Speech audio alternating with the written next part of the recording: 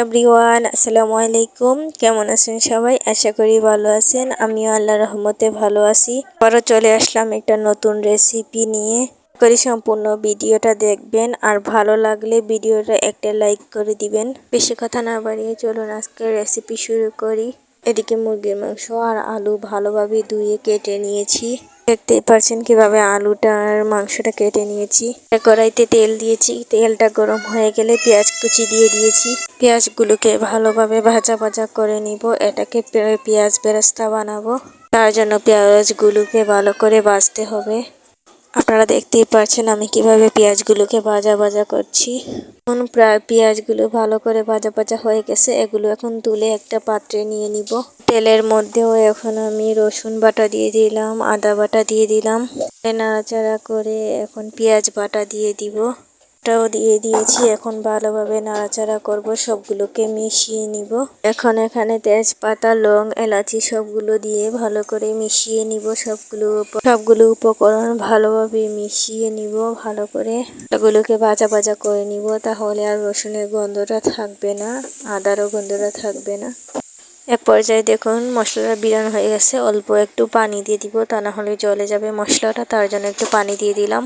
বেশি পানি দিব না, অল্প একটু পানি দিব। এখন দিয়ে দিলাম গুঁড়ো মরিচের গুঁড়ো, জিরার গুঁড়ো, ধনিয়ার গুঁড়ো আর মুরগির মশলা দিয়ে দিলাম। স্বাদ মতো লবণ দিয়ে দিছি। ভালোভাবে নাড়াচাড়া করে দিব যাতে মশলার ভিতরে সবগুলো উপকরণ মিশে যায়। দেখুন মশলাটা বিরান হয়ে গেছে। এই পর্যায়ে মাংসগুলো দিয়ে দিব। মাংসগুলো দেওয়া শেষ। এখন সবগুলোকে ভালোভাবে মিশিয়ে নিব মাংসের সাথে। মাংসটা ভালো লাগবে খেতে, এই মাংসটাকে ভালো করে নাড়াচাড়া করে নাড়বো।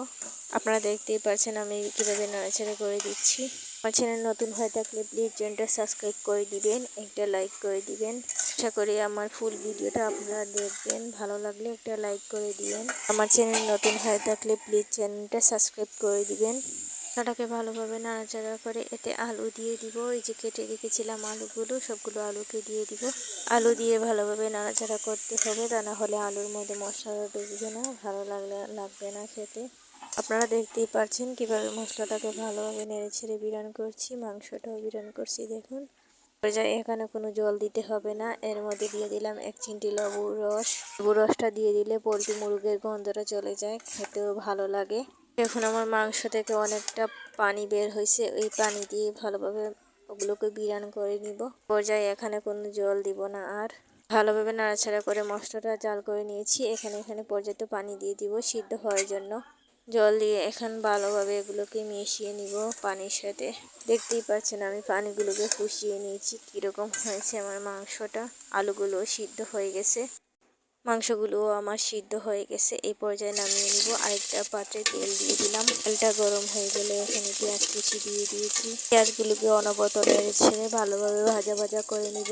আপনারা দেখতেই পাচ্ছেন আমি কিভাবে ভাজা ভাজা করছি। যদি পড়ে যায় তাহলে এটা ভালো কালার আসবে না। এই দেখুন এই পর্যায়ে কালার চলে এসেছে। এখানে চাল দিয়ে দিব। এখানে আমি পোলাওর চাল নিয়েছি, আপনারা চাইলে আতপ চালও নিতে পারেন, কোনো সমস্যা নাই। পোলাওর চাল দিয়ে খেলে আলাদা ভালো লাগে, খেতেও অনেক মজা লাগে। এখন দেখেন চালগুলো দিয়ে ভালোভাবে নেড়ে চেড়ে বিরান করে নিব।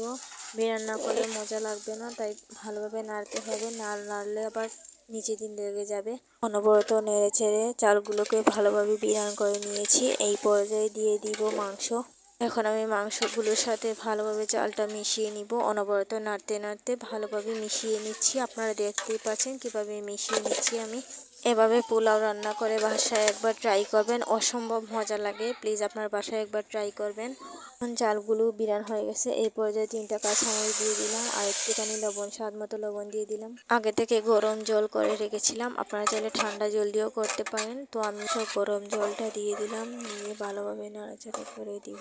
আপনারা দেখতেই পাচ্ছেন আমি কতটুকু জল দিয়েছি, দিয়ে ভালোভাবে নাড়াচাড়া করে দিচ্ছি।